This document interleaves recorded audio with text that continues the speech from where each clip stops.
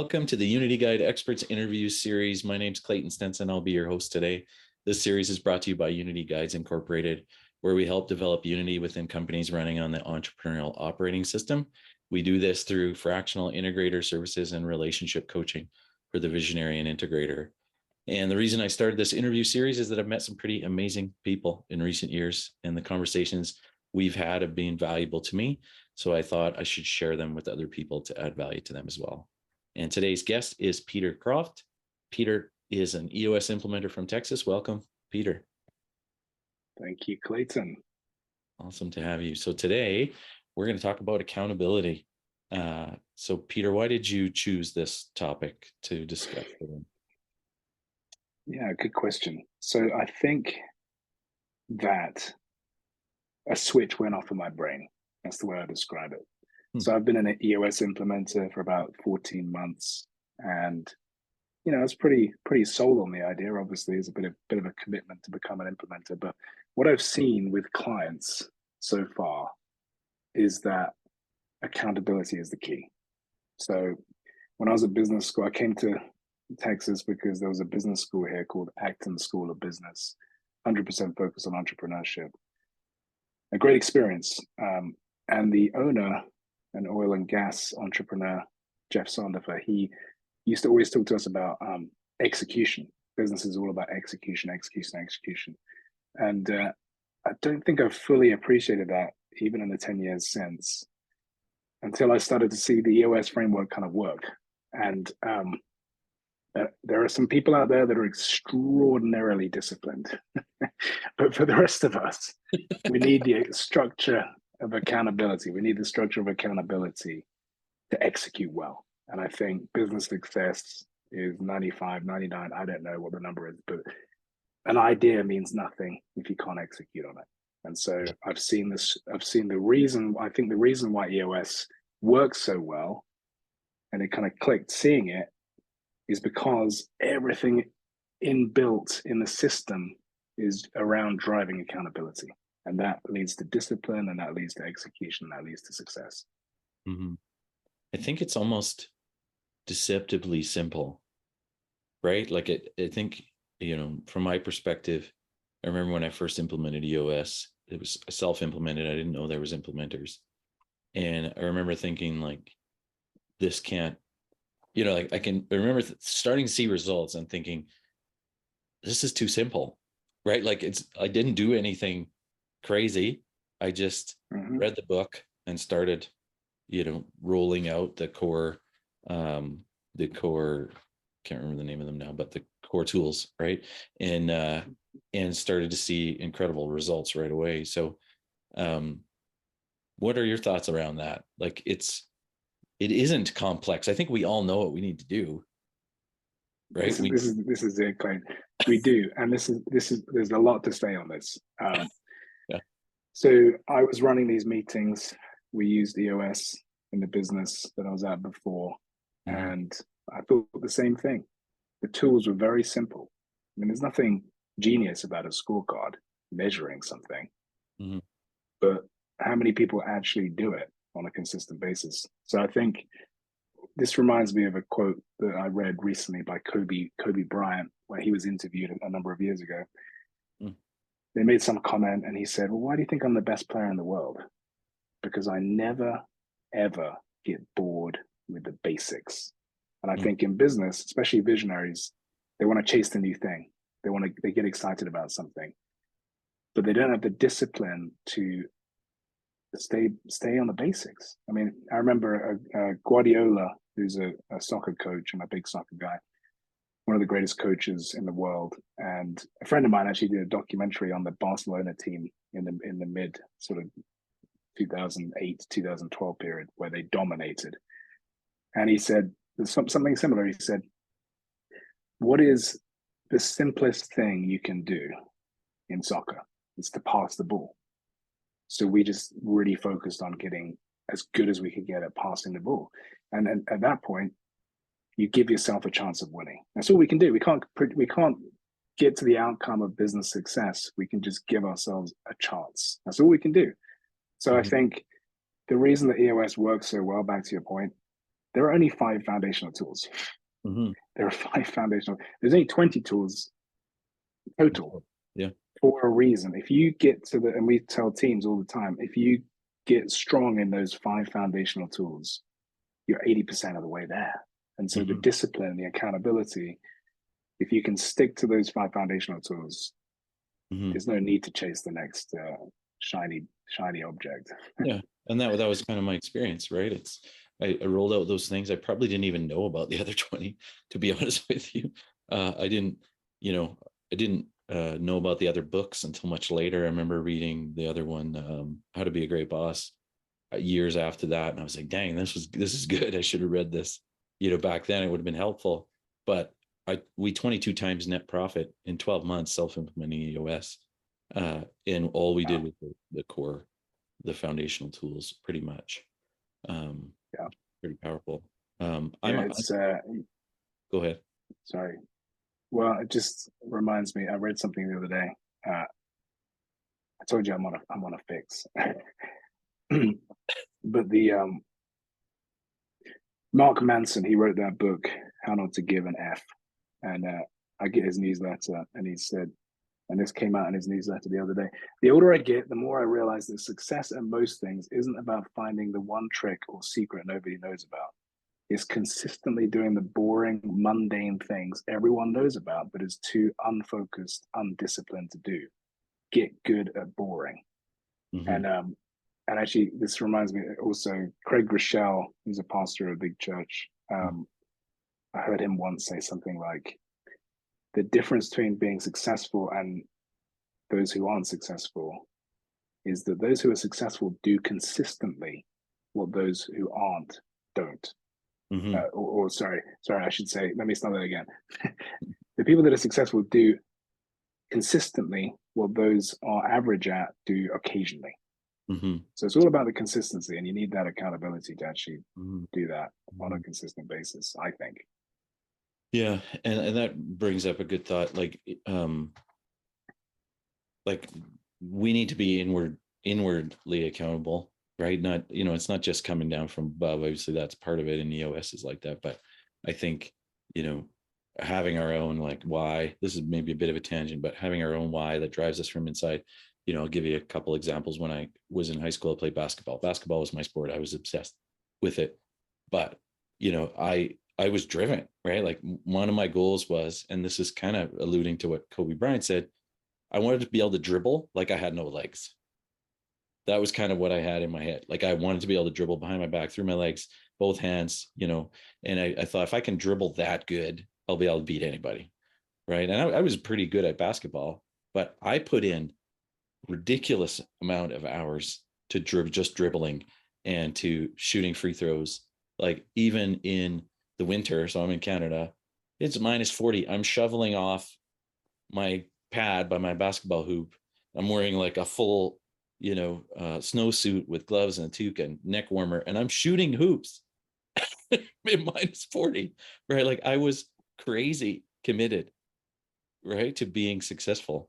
And like what you just said, like, that's, that consistently to do the things, that no one else will do. And then I remember also, at one point I decided I was going to get into shape, right? And so I started running, and I remember my first run, I was like, I'm going to die. I ran 2.5K. I thought I was going to die, but 12 weeks later, with the help of someone who was a runner, I did a half marathon, and I was amazed. It wasn't crazy. It was just consistent effort. I ran a little bit more every week, and by the end I could do 21. Did you track it? Did you Yeah, record it? definitely. Okay, because I that's the had a key. plan. I knew exactly how far I was going to run on what day, and then I tracked it, right? So get back to the scorecard, right? Yeah, it's amazing. So that's a good point, and I think I started April last year. It's been a year now. I'm not particularly strong, but I've been reading as I get older that strength is actually very important. So I thought, well, let's just do some push-ups. Just like you, I could only do 10. I mean, Yeah. I could probably have done more, but 10 was what I did. I got up to 100, not In now one shot. in one shot. Now I did get Wow. my son to record me doing them, and I realized I wasn't doing them fully. So now I'm back down to about 60. Dad, you're But cheating. I know, I didn't know I was doing it.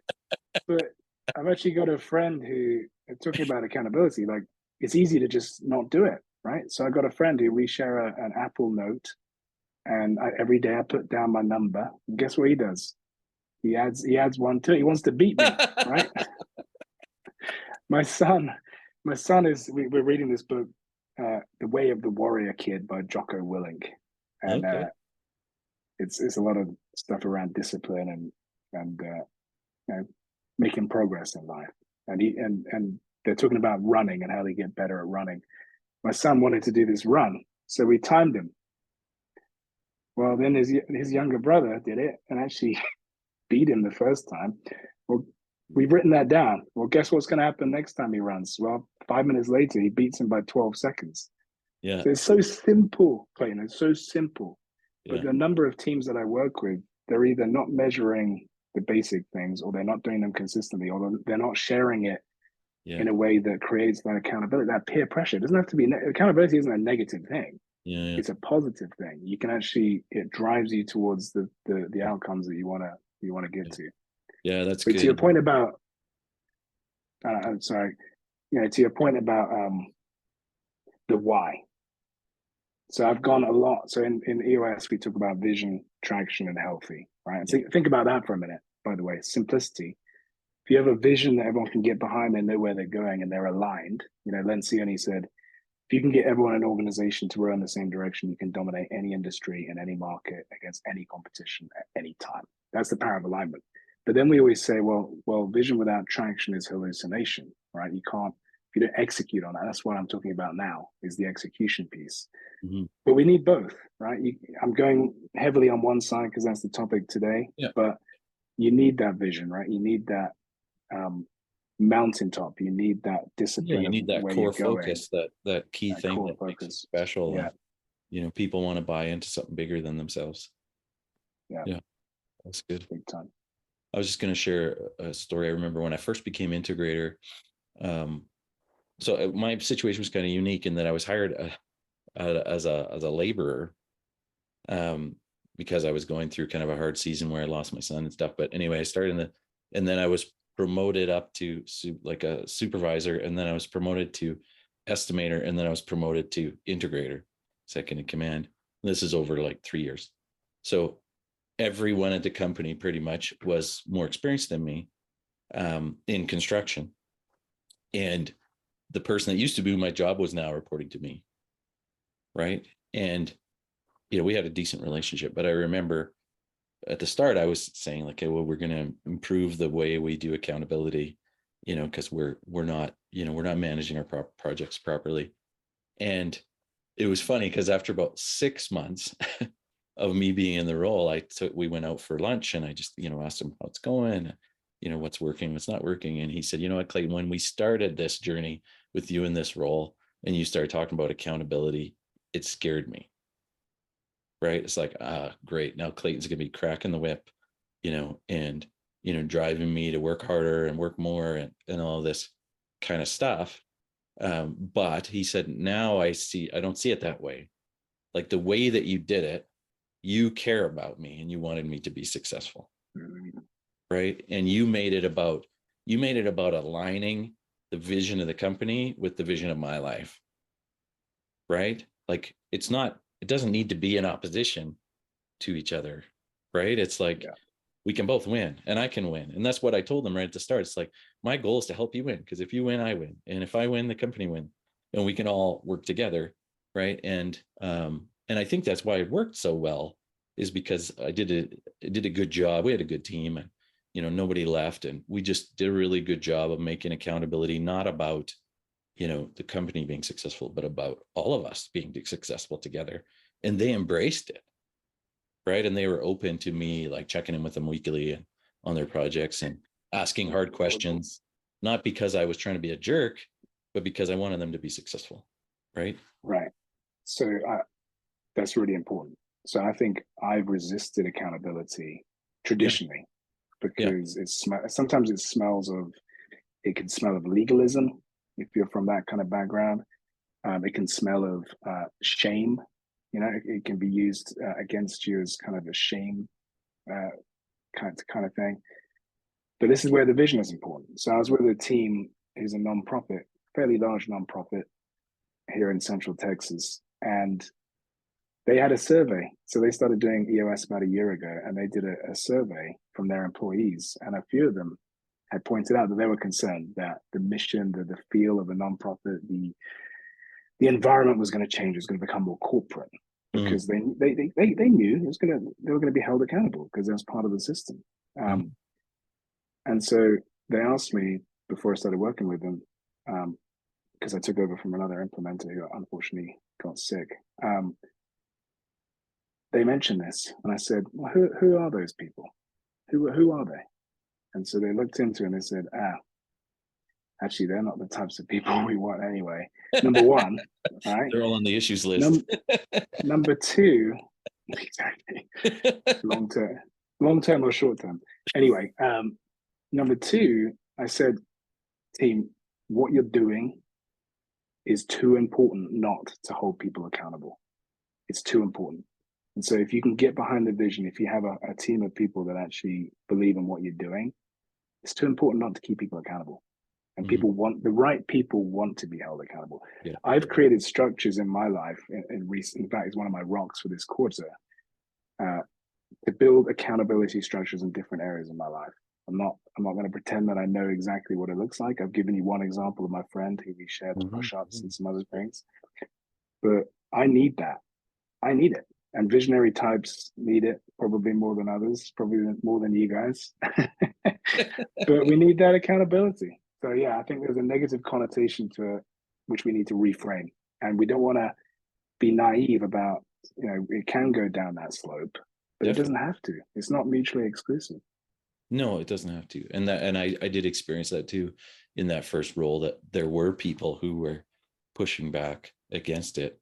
But again, like you said, one of them was on the issues list, right? One of them, we were like, should we keep this guy? Should we not? You know, it's a bad attitude, you know.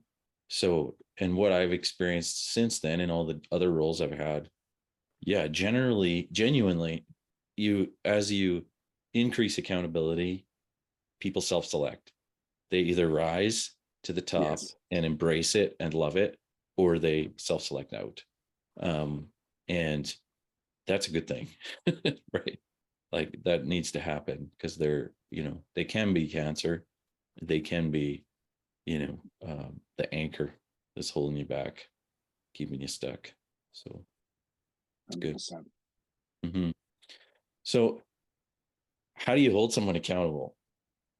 I know we've sort of talked about it already, but what kind of tips do you have on that? Because I think a lot of people struggle with this. Yeah, so it depends in which context. I mean, this going back to what I said at the beginning, I think the reason EOS works so well is that everything about it has accountability around it, right? You've got the accountability chart, you've got owners for everything, rocks, scorecard, to-dos. You have the L10s that are the mechanism for that. So in a business setting, if you implement EOS properly, and by the way, this company that we did it in before, when I was running these L10s, as I said, we didn't commit to the system. We did some of the tools, that's not where the power is. You've got to have it together in the way that it's been designed. So anyway, from a business context, I think that's how you keep people accountable. It's an easy way to do that. And then that can trickle down through the different teams, right? Because every team has a scorecard, it has rocks, it has to-dos, it has the L10s, it has their own kind of rhythm. How do you keep people accountable in other contexts? That's what I'm trying to figure out. So I think, you know, for all the, I was talking to someone about this a couple of days ago, who I respect and I really like. And he said, he slightly tweaked what I said. He said, the peer pressure, something like the peer pressure only works if it's people that that will have an effect, right? So if there are people that I don't really respect, or not in a negative way, but don't really know them, there's no implications. But if it's people that I'm close to, that know what my goals are, who want to make me better, that's going to be more powerful.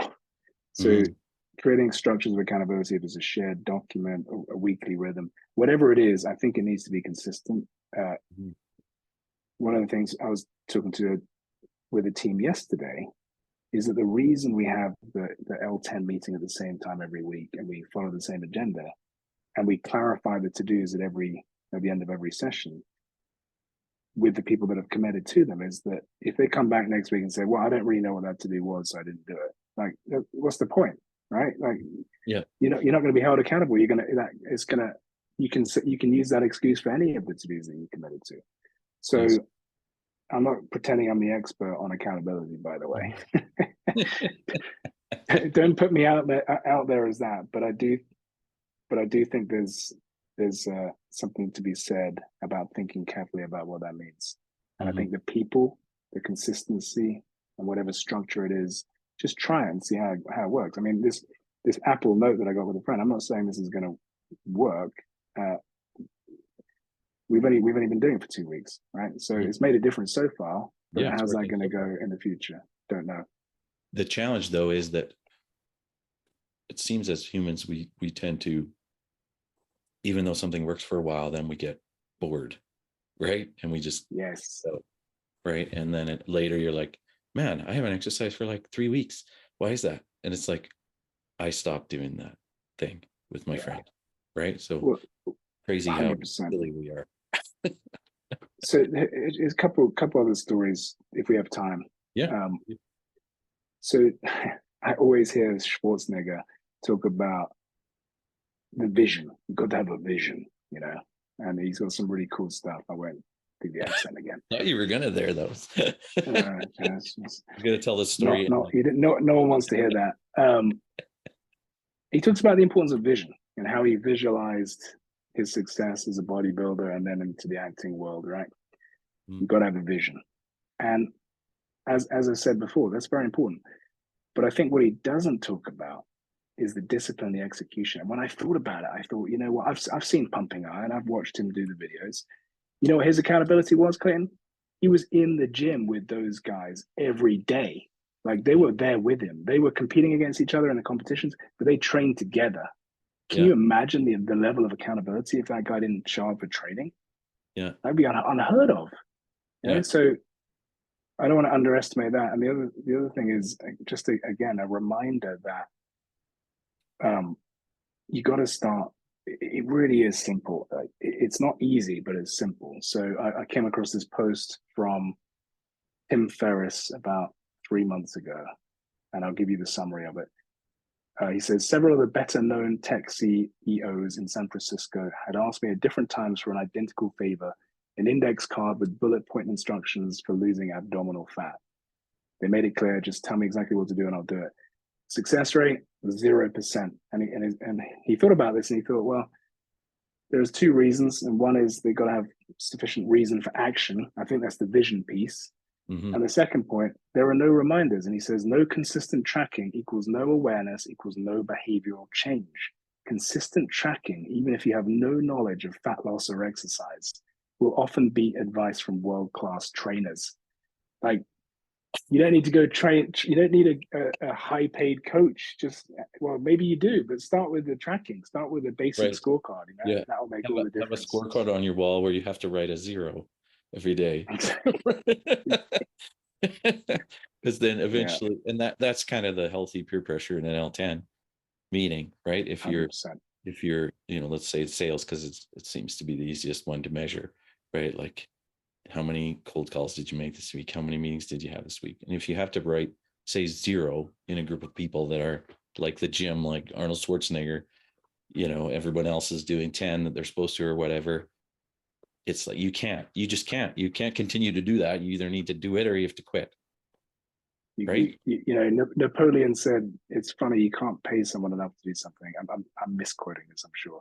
But okay. It's amazing how people will die for a piece of yellow ribbon. Think about that. Yeah, it's funny.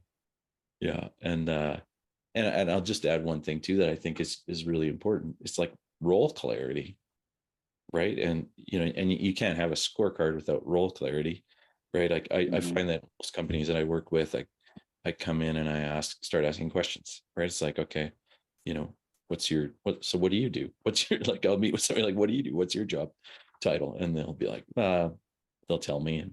And then it's like, okay, so what are your 5 key responsibilities? Right. And they don't know. Right. And so, well, what do you do you have a scorecard? No. Right. It's like, it's amazing that companies can stay afloat without any of those things in place, but it's Truly. almost across the board in non-EOS companies that's the situation, right? So it's like, okay, well, let's define your role, right? Let's agree on these are the 5 key things that you're focused on, and this is how you're going to be measured. It's easy to hold someone accountable if you've done those steps. It's almost impossible if you don't. 100%. You nailed it. Yeah.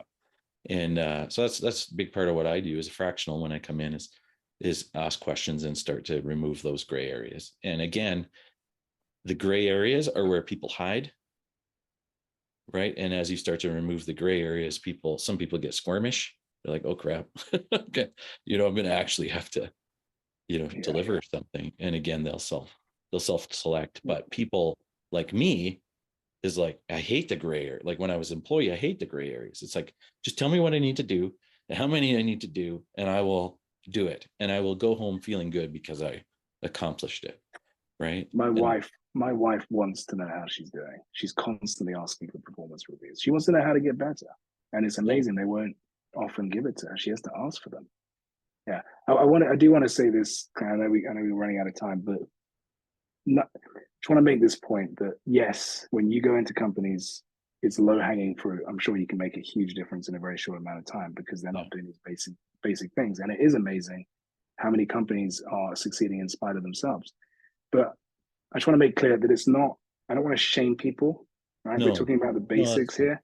Like it's not, no one's taught them, right? So when I go back to the story I told at the beginning, execution of business school, hammered into us. I've been to Cambridge University, I've been to Durham, I went to the University of London. I've been to some great academic institutions. This was the best academic experience of my life. So when I say this, it's not to disparage that school, Acton School of Business, but they didn't actually teach us a framework for execution. So when I came across EOS and I really dug into it, that was the missing piece to me. That was the missing piece. It's a framework for execution. So my point is, it's not your fault, is what I say to business owners. I massively respect entrepreneurs, the risks they take, the things that they do to bring in goods and services and meaningful work for people. That I can't tell you how much I respect that. The actual execution is the hard part, but it doesn't have to be complicated. That's the message. No, and thank you. I think I got on the integrator soapbox a little bit, and you've balanced me out, which is how it's supposed to work. Rocket fuel, right? Rocket fuel. But it is true. Like you don't know what you don't know, right? But once you know, now you need to do something about it, right? So if you watch this today and for the first time you're like, geez, I don't know if we have job descriptions. I don't know if my people know what their roles are. Now it's like that it is the past is the past. Now we can start chipping away at it and being consistent towards a better future. But and if you're a visionary, you need an integrator, because visionaries, they're not good at this, right? Like that's the whole point of the VI duo. Visionaries are not good at staying consistent. You can do it for a while, but you'll get bored and then you'll chase something else. Whereas an integrator is, built for that, right? They're built for consistency and kind of monotony, to be honest, because it is a little boring once you get the system rolling. I mean, there's a reason why you guys are so valuable and hard to find. It's a very important role. Absolutely. Awesome. Well, thank you so much, Peter. This was really, really good. So if someone wants to learn more about what you do and who you are, how should they get in touch? Thank you, Clinton. Probably just email me, peter.croft@eosworldwide.com, or check me out on LinkedIn. You'll find Clayton as a mutual connection if you're already linked with Clayton. So yeah, happy to help anyone. I mean, I think any implementer will say this, but we are for the entrepreneur. So that's my mission. It's EOS is a big piece of that for me. But if I can do anything to help the entrepreneur, anyone, then don't hesitate to get in touch. Yeah, just a heads up to if you're newer to EOS, like one of the core values of EOS is help first. And one of the reasons why I chose to focus in on EOS in my business is because it's not just a core value. Like it's legit. I've been amazed. I've been amazed at the level of people that are willing to add value and help. So reach out if you have questions for sure. Awesome. On behalf of our viewers, thank you again for joining us. Thanks for sharing your passion on this topic. And if today's interview added value to you, please subscribe to this channel for future interviews with experts in the world of business.